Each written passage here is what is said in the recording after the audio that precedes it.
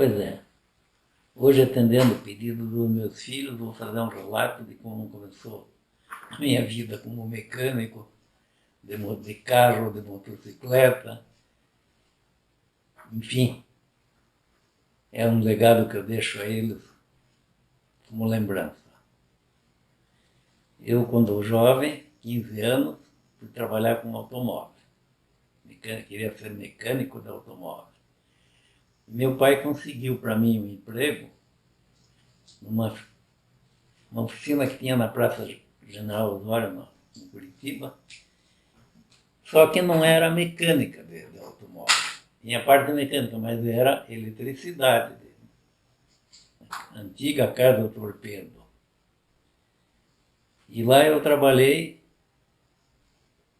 como eletricista de carro. Eu aprendi a enlear motor, dínamo de Ford 46, de Chevrolet 51, todas aquelas coisas da época. Dois profissionais espetaculares, que sabiam tudo de eletricidade, faziam instalação, faziam tudo. Mas não era o que eu queria. O que eu queria mesmo era trabalhar como mecânico de automóvel. Eu queria ver motor, sentir motor, escutar motor. Aí teve um primo meu que montou uma oficina, ele era mecânico na Ford, saiu, montou uma oficina mecânica na rua Visconde de Nácar, bem no finalzinho aqui perto da Carlos de Carvalho.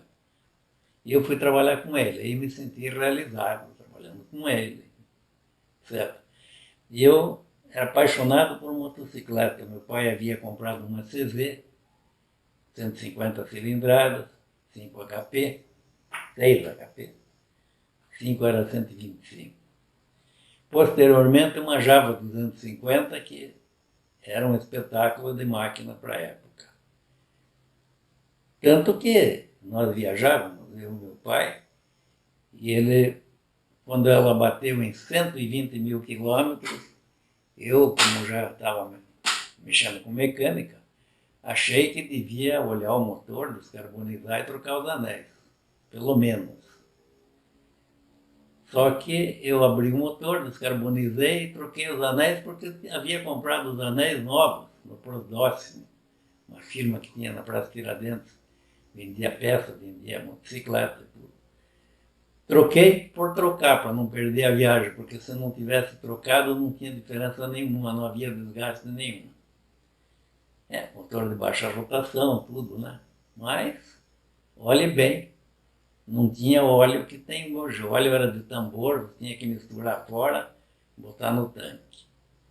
Tá? E assim foi, eu gostava muito de motocicleta, sempre apaixonado por moto. Aí um dia eu soube que tinha uma corrida em Joinville, na pista de Joinville, haveria uma corrida de moto. Fui eu e um amigo meu, o Luca, fomos assistir a corrida.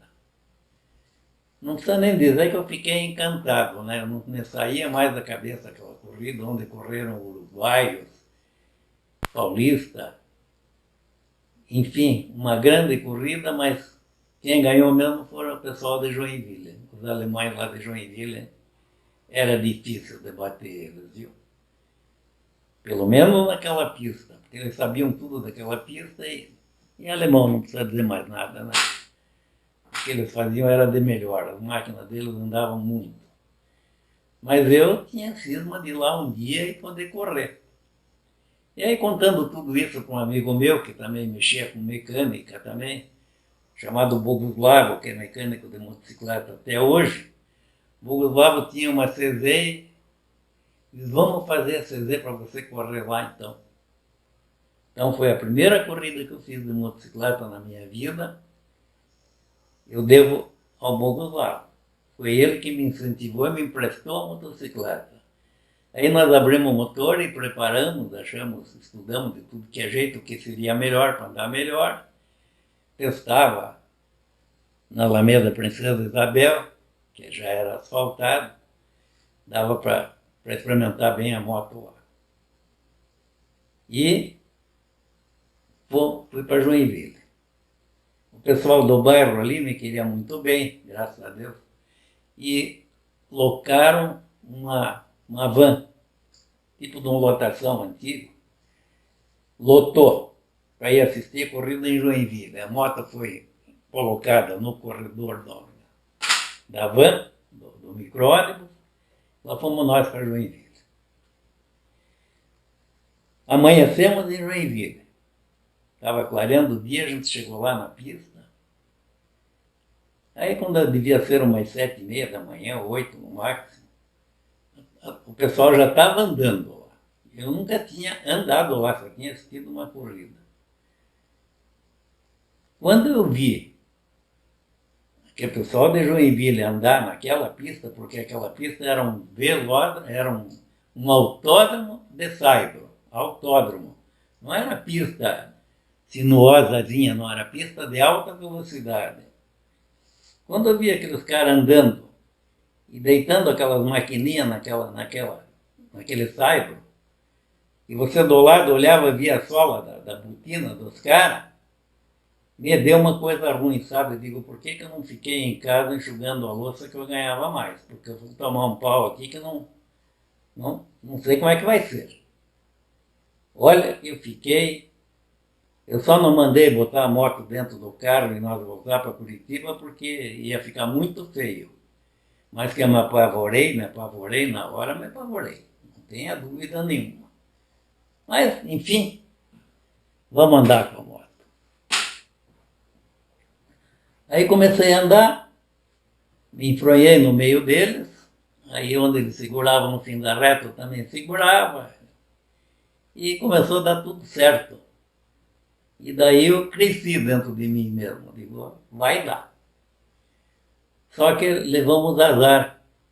Na hora da saída da bandeirada, alinhamos tudo certo, cantamos o hino nacional. Veja que organização que tinha em Joinville. Na hora da saída, a máquina começou a ratear, e eu olhei para baixo e vi o carburador transbordando gasolina. Aí não tinha mais nada para fazer, né? Acelerei o que pude, abri a embreagem e fui. Fui e estava dando tudo certo. Tinha gente de São Paulo, tinha gente do Rio Grande do Sul. E eu acabei disputando o terceiro lugar. Ficava em terceiro. Tá. Aí quando eu chegava nas curvas, passava para segundo. Quando eu chegava no retão, minha máquina ia bem, de repente ela dava excesso, borbulhava por causa do problema do carburador. Tinha esse paulista, que eu não me lembro quem é, não sei quem é, me passava. Aí eram 9 curvas, eu aparecia em segundo outra vez. E assim ficou o tempo inteiro. Acabei fazendo terceiro lugar, a minha primeira corrida, mas criei coragem, porque eu vi que dava. E assim foi a minha primeira corrida e foi o início da minha carreira. E eu agradeço ao Gustavo, se um dia ele ouviu o que eu estou dizendo, eu nunca esqueci dele. E assim foi. Mais tarde eu vinha competir direto de Joinville. Fazia praticamente o campeonato inteiro lá. Perdi muitas corridas lá, porque era muito difícil ganhar uma corrida lá. Tanto que vieram uruguaios naquela primeira corrida que eu assisti, veio gente de fora de tudo. E quem ganhou mesmo foi, na Força Livre, Harald Merckx. Andava uma barbaridade, com uma moto boa, bem acertada para a pista. Ninguém conseguia ganhar dele. Aí tive uma BSA, 2 cilindros, muito boa motocicleta, fui andar, acabou arrebentando. Depois fiz uma corrida muito boa, ele estava andando na frente do Harald Merckx com uma Triumph Tiger 500. Aí eu ia ganhar a corrida aquele dia.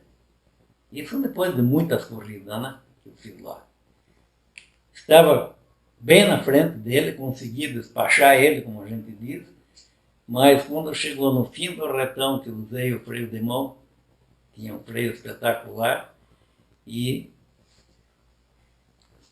tinha que usar mesmo no final de reta, porque batia nos 150, 160 por hora real.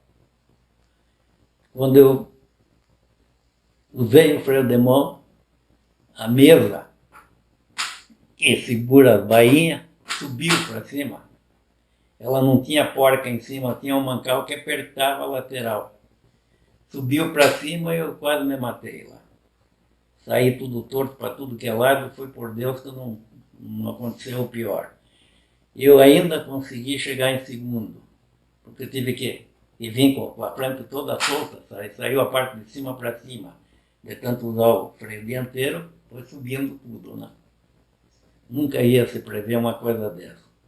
É que eu estava andando forte e eu usava mesmo o freio dianteiro. E aí foi indo, subiu. Bom, cheguei em segundo, não deu para desbancar o alemão. Aí tinha um amigo meu, colega meu que foi um grande amigo meu, grande mesmo, aqueles amigos mesmo, conseguiu não sei de onde uma HRD, e aí era tudo o que eu queria. Só que era uma máquina difícil de trocar, era muito difícil, tinha muito motor e não tinha mais nada, pode-se dizer. Mas era a máquina que eu precisava, porque eu andava mais do que os motores, os 500. Então era uma HRD 1000 e eu fui para Joinville. Tá. E foi uma corrida, não era uma corrida onde estavam os principais andando, tudo. Mas era uma corrida. Mas não estava lá o seu Almerca, nem e outros bons. Não estava. Mas eu estava ganhando, mas daí deu um problema com o câmbio. Então, quando eu punha uma segunda, não entrava nada. Aí eu não sabia se sempre batia para baixo para engatar a terceira. Porque se pusesse para cima e pôr uma primeira, eu ia sair por cima do guidão, com o motorzão daquele. Né? E foi, acabei ficando em segundo lugar. Imagine, uma máquina daquela, com as outras com a metade da potência, e eu cheguei em segundo. Eu adoro Joinville, tenho tantos amigos lá e tudo, mas o povo nessa hora não quer saber, eu era pouco conhecido também, acabei sendo vaiado. Aí eu digo, mas um dia eu vou voltar aqui, eu não vou desistir. Eu vou acertar essa motocicleta e vou voltar. E não foi um dia, eu voltei. Voltei com a HRD e consegui ganhar deles. Consegui ganhar dos melhores. Certo? Até tinha um amigo meu que era mecânico de motocicleta, o qual eu trabalhei com ele, o italiano Pascoal Cossia, que era muito bem, era uma pessoa, vamos dizer, que tinha um prestígio grande aqui na cidade de Curitiba, como mecânico, tudo, era amigão meu e eu trabalhava com ele. E fui correr em Joinville e consegui ganhar. Então o Pascoal ia muito em São Paulo e a turma de São Paulo perguntou, é verdade que tem um cara foi correr da HRD lá no Saibro e conseguiu ganhar? O Pascoal disse, é verdade, ele trabalha comigo. E assim foi indo, né? Bom, não precisa dizer, eu gozava daí, já comecei a gozar de muitos amigos de Joinville, até hoje eu tenho amigos. É um lugar que eu quero muito bem, devo muito a Joinville. Inclusive, devo muito mesmo à família Balmer. Seu Balmer foi corredor de motocicleta dos bons. O filho foi campeão brasileiro também, o tio. E o seu Balmer era uma pessoa assim, quando eu ia correr lá, fui muitas vezes, né? Como digo, ganhei, perdi muitas corridas lá também, mas a gente era nostálgico, porque a gente éramos amigos. Na pista acabava a amizade, né? Apenas a lealdade. E seu Balmer tinha uma oficina, ele tinha relojoaria, tudo, era uma pessoa assim, fina. Mas ele tinha uma oficina no fundo da casa, né, que foi a casa dele, muito bem equipada, porque ele tinha uma loja na frente da casa com peças. Ele vendia peças, era revendedor de peças, de moto, de tudo. Era uma pessoa que dispensa comentários. Aí, chegava em Joinville, treinava no sábado, andava, daí tinha que fazer uma revisão na motocicleta. Ele dizia: Danilo, você, o Bira, não precisa nem falar do Bira, né, que foi campeão também, e outros, porque as máquinas, quando andavam na pista lá, o pessoal de São Paulo, todo mundo guardava, por convite do seu Balmer, guardava as motos tudo na oficina do seu Balmer. Domingo de manhã, tirava as motos de lá e iam para a pista.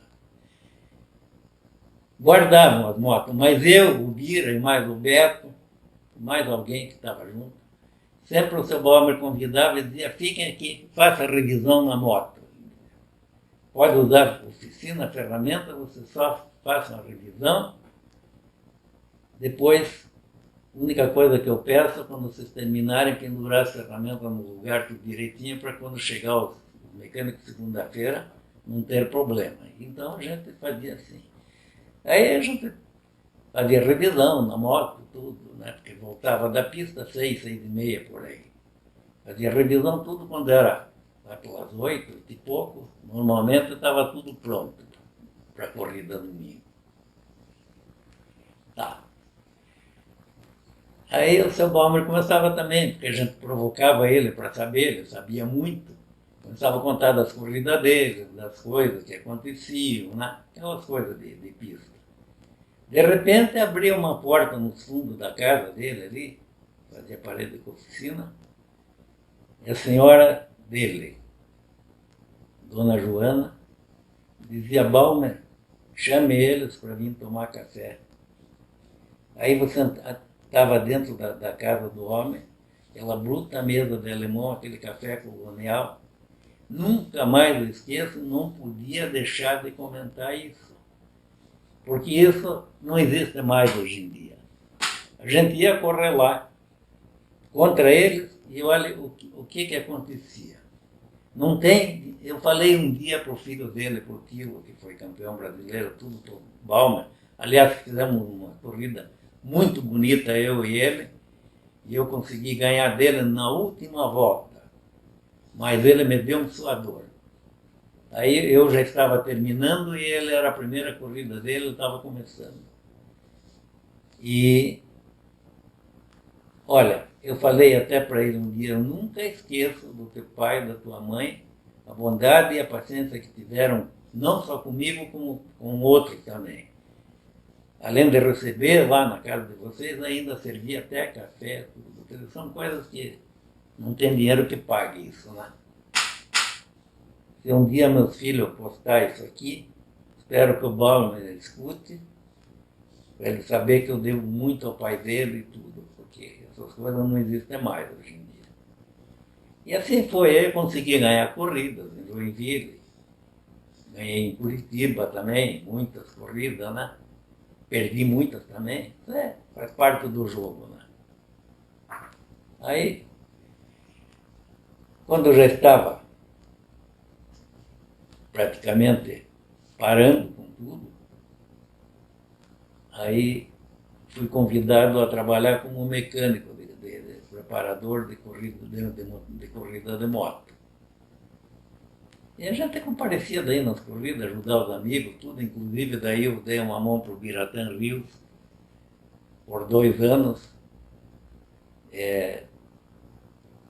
Fizemos, era para ter ganho o brasileiro, eu peguei ele no meio do caminho, como diz o outro, e dei uma mão para ele, obtivemos algumas vitórias e ele conseguiu, ele estava muito atrás do campeonato, mas conseguiu chegar em segundo lugar.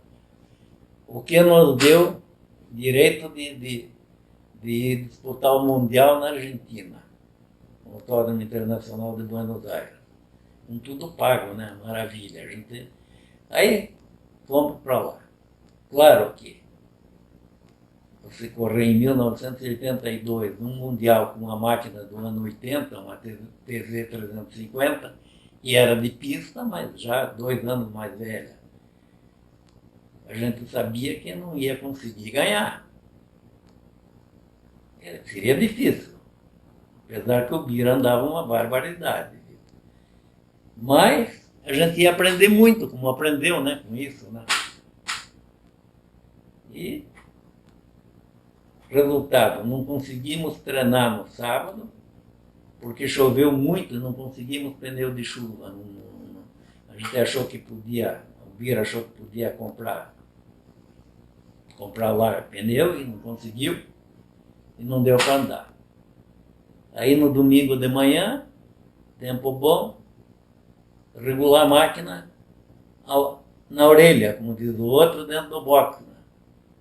É uma ideia, mais ou menos, do que precisava. Né? Mas lá é outro clima, outra temperatura, outro nível de mar. Tudo isso aí a gente analisou e acabou acertando a regulagem da máquina no box. Bira largou em 33º lugar. Mas mecânico é mecânico, né? O Bira também trabalhou muitos anos comigo. O mecânico sempre tem uma manha, né? Tá. Empurrar a moto foi mundial. Empurrava a moto, estava do lado da moto, empurrava a moto, montava e saía. Ele tinha um jeito especial de ficar sentado em cima da moto. Puxava a moto para trás, para descomprimir, deixava na marcha certa. Quando baixava a bandeira, ele empurrava com os 2 pés, largava a embreagem, o motor pegava e ele saía. Como saiu, não sei como é que ele saiu, não vi por onde, eu só vi ele com a frente no ar, passando por todo mundo e pegou a dianteira. Olha, isso é uma pena a gente não poder ter um filme desse para dizer, o cara sai do 33º lugar, 100 metros na frente, ele está na frente de todo mundo. Aí ele, sem conhecer a pista, fez uma curva de alta velocidade, de altíssima velocidade para a direita e foi.